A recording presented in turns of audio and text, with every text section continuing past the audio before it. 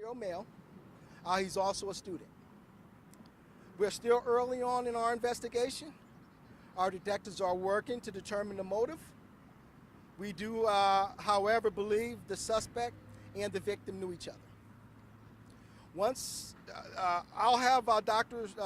Smith talk about more about the unification, but I just want to first talk with our community for a minute.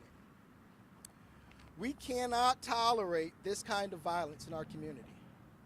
We can't tolerate this violence in our neighborhoods, and we certainly won't tolerate it in our schools. Our Arlington Police Department has worked every day to proactively reduce violent crime in our city. But we can't do this great work by ourselves. We need everyone to help us.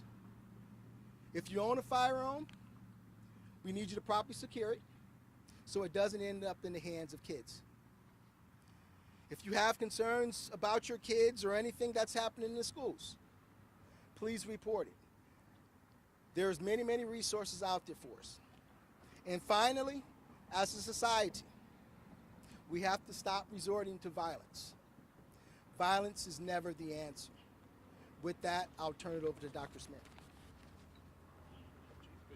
Chief. Oh, my fault. Sorry.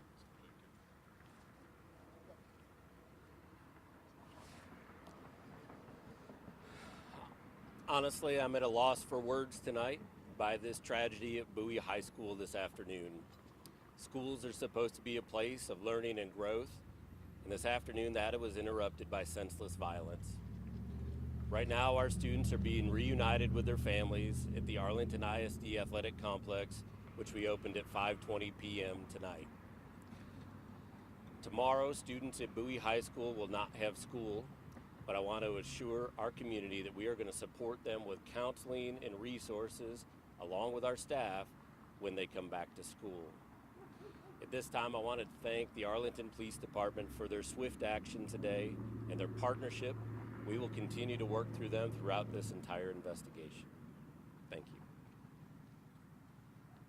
Sir. Anybody has any questions? We can take a few questions. One for Please the keep in mind that superintendent, we're really still quickly, sir. investigating things. Can I ask you a question? One of the biggest concerns we heard from parents on the scene today was that they were notified of the lockdown by their students by text from inside the classrooms. Sir, could you Step step over up? here. Thank And you. not from the district, either by email or through the app. Could you respond to that and also tell me what the timeline was for notifying parents? Yeah, as soon as we heard that the school was in a lockdown, we began investigating quickly from a central office perspective. We know that with student cell phones and social media, word from students travels extremely fast. As soon as we got the right information, we pushed it out to our families.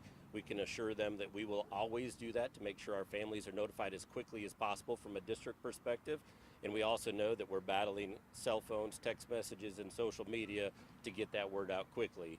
I also want to assure the community that we will always do an after-action review to look at our communication practices and our notification to make sure we improve that for the future.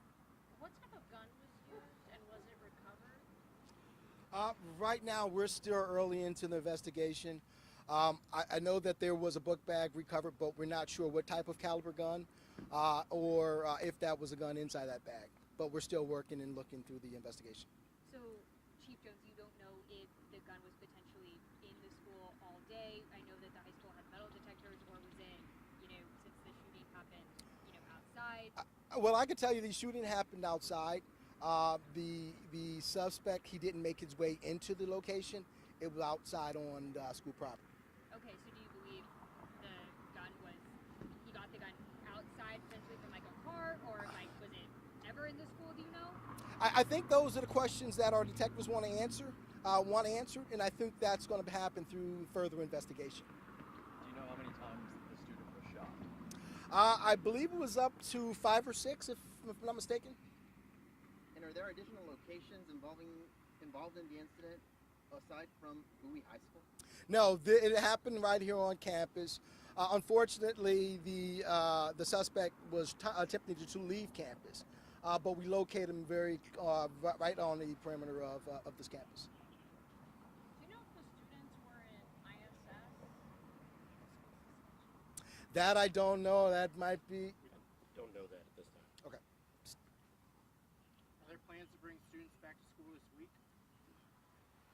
I would say this, the school is canceled for tomorrow for our students at Bowie High School. We'll continue to work with our staff and our community to make the right decision for our students and staff to heal through this. And will any after-action report include reviewing safety and security measures that are in place at this campus?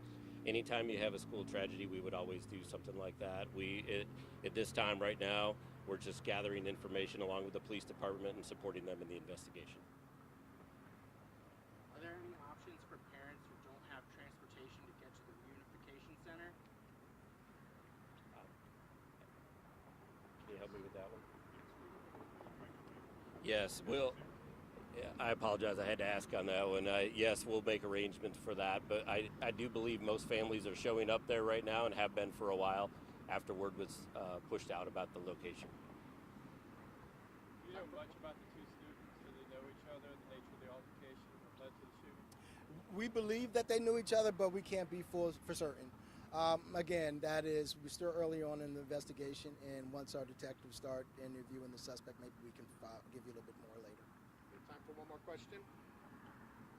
Any idea on the person who died? That's still, no, we wouldn't turn that over right now at this point. Thank you, guys.